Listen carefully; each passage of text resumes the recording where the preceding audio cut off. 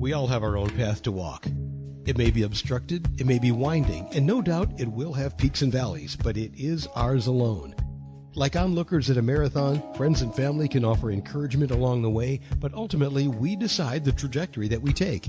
In this series, Juliet Dorris-Williams offers a clear view from her path that may inform your decisions as you move toward finding your faith. One part spirituality, one part real-world practicality, and a serious splash of fun. Here's Juliet. Hi, I'm Juliet. Welcome to Finding Faith. I'm the author of 2 books, one of which is Leaving Church, Finding Faith, 6 Steps for Discovering Your Purpose in the World After Leaving the Christian Church. And that is also the primary focus of this podcast. You can find both books and how to contact me on my website at julietdorriswilliams.com. And I am here in this space chatting with you about the book and other things that may bubble up when we are talking about faith and life and how those two things intersect. Because if you are at all like me, they always intersect. So happy Sunday, friends. Sunday? Yes, because this is usually the day I record. And yes, I know it's not the day you are listening. But if you've been listening for a while, you will remember that I like to occasionally set the atmosphere and bring you into my present. Despite whatever might be happening in the world, Sunday is the day that I always feel more hopeful. Could be body memory, spirit memory, maybe, from the many years of Sundays where I spent cocooned, wrapped in ritual of whichever Christian church I was attending. And I moved around the land of church, as I wrote in my book, and that was a long and winding road. Whichever church building I found myself in, no matter the church politics of the moment, on Sunday, participating in ritual for those moments, I was enveloped in the warm embrace of spirit. And for those few minutes, all was well. At that time, I considered it my weekly dose, my hope fuel fill up for the week ahead. So I came to this space on this day, my words, my voice to your ears with a strong desire to speak words of hope, words of peace with a charge to be the light, for that is what faith is about. And this is how I like to show up here.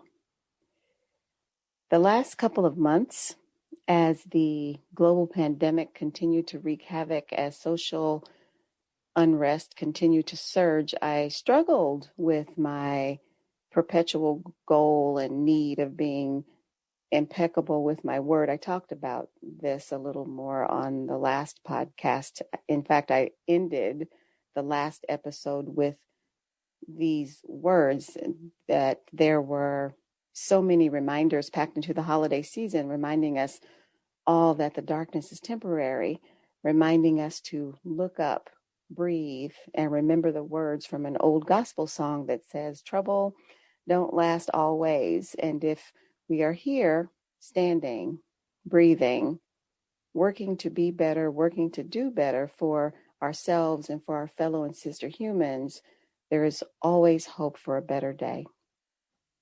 I recorded that episode on a Sunday. And on that Sunday, the next day, I learned that my remaining parent, my mother, had died 2 days before. I didn't learn this information immediately because we had been estranged for a number of years. So in my day job is a space where I am always grounded in the reality of my childhood journey through neglect and violence. I say grounded because my work is about living life in recovery from mental health, addiction, and trauma concerns, or complex trauma, which is where child abuse and neglect falls in the diagnostic and treatment protocols. That, combined with my own adult domestic violence experience landed me finally in the treatment office, in the therapy chair, in the support group many years ago. That process helped me come to terms with those child and adult lived experiences, helped me rewire my brain so that I could change direction, make different choices, better understand how I had arrived at those moments in time so that I could stop, I could interrupt a familial history of trauma. Stopping it with me meant that my child would grow up with different memories, with a different foundation. That was important to me at the time, still is. In this process of learning and healing, I learned to set and maintain boundaries. I learned to parent my adult self and to encourage her to do what was best for her wellness. For me, that meant estrangement, which is why the news of her passing was delayed in reaching me. Learning that she had been ill and dying for months before was news that only unfolded as part of the preparation and planning for a memorial. Still, despite the estrangement, it was disorienting to learn of her passing. I suspect that the full impact of that will be unfolding for a while because it's just another layer to the journey of recovery. But my day job reminds me to face front with complex emotions and complicated grief.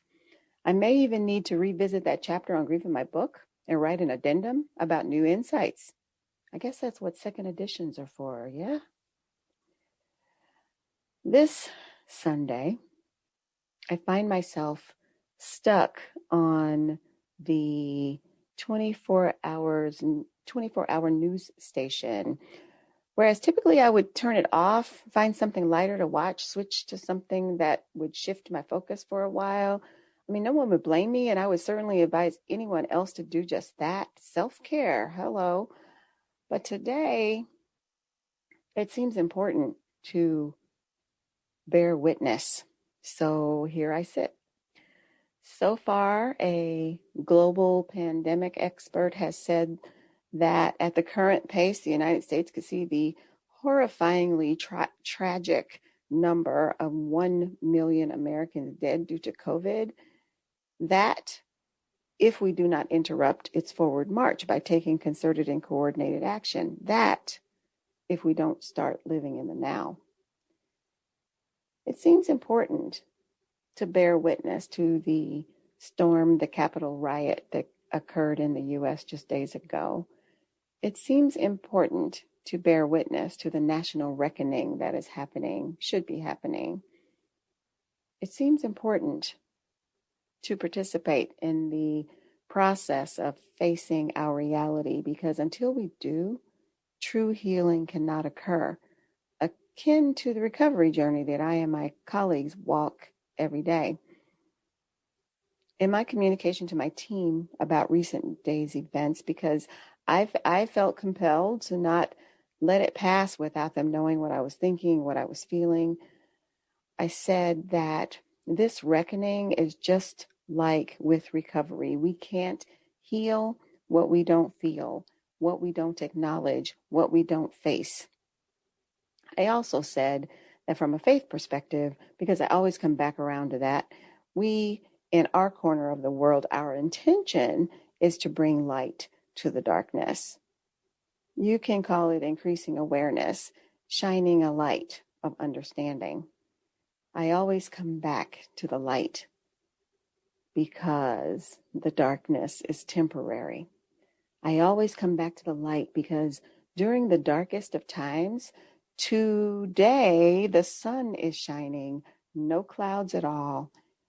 Rainbows appeared in the morning frost, reminding us of God's promise, reminding us that God is, that we are loved, and that when the time comes to suit up for hard things and hard days, so far we've survived every single one. And yes, we who are alive grieve for those who did not. I came across a saying that says, at some point, you just have to let go of what you thought should have happened and live in what is happening. I started this podcast mid-July 2020. Occasionally, I would timestamp them with mentioning that we were still living through the COVID pandemic, and at that point, we were maybe 4 months in. As the months wore on, I continued talking about it, not as a focal point, more as a grounding, as I've said, for how I was experiencing the world at that time.